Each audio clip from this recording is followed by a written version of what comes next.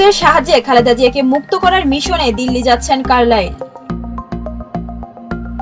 নেতাকর্মীরা আন্দোলন সংগ্রাম করে দুর্নীতির দায়ে কারাদণ্ডপ্রাপ্ত বিএনপি নেত্রী বেগম খালেদা জিয়াকে মুক্ত করতে ব্যর্থ হওয়ায় ব্রিটিশ আইনজীবী লর্ড অ্যালেক্স কারলাইলকে দিল্লিতে পাঠানোর সিদ্ধান্ত নিয়েছেন তারেক রহমান। খালেদা জিয়ার মুক্তির বিষয়ে ভারত সরকারের সাহায্য ও সহযোগিতা কামনা করতে তাকে দিল্লির বিশেষ মিশনে পাঠাচ্ছেন লন্ডনে পলাতক তারেক রহমান। সূত্রের খবরে জানা গেছে, আন্দোলন করে বেগম জিয়াকে মুক্ত করতে ব্যর্থ হওয়ায় নেতাকর্মীদের উপর চরম খেপেছেন তারেক রহমান।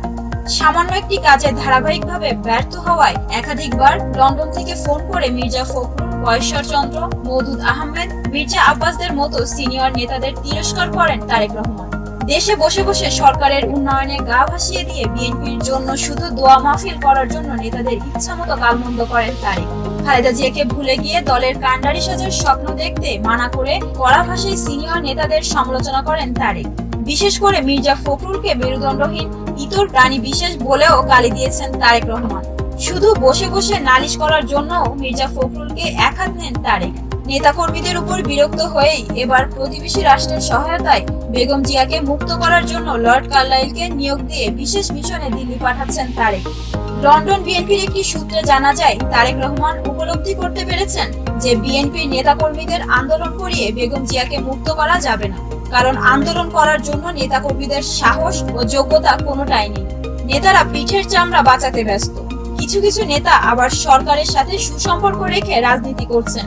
মুখে খালেদা জিয়ার মুক্তি চাইলেও তারা খালেদা জিয়াকে মুক্ত করার পক্ষে নন। খালেদা জিয়ার নেতৃত্বে রাজনীতি করতে তারা রাজি নন। তাই নেতাকর্মীদের বাদ দিয়েই এবার ভারত সরকারের সাহায্যে মুক্ত করার জন্য কারলাইলকে পাঠাচ্ছেন তারেক রহমান। এজন্য ভারত সরকারকে সব ধরনের ছাড় দেওয়ারও ঘোষণা দিয়েছেন তারেক। কারলাইলের মাধ্যমে তারেক ভারত সরকারকে কনভিন্স করতে চান, ভারত সরকার সাহায্য করলে আগামী নির্বাচনে জামায়াতের সঙ্গবাদ দিবে বিএনপি। সেভেন সিস্টার্স নিয়ে মাথা ঘামাবে না বিএনপি। ভারতের কোন সন্ত্রাসীকে আশ্রয় প্রশ্রয় দিবে না বিএনপি।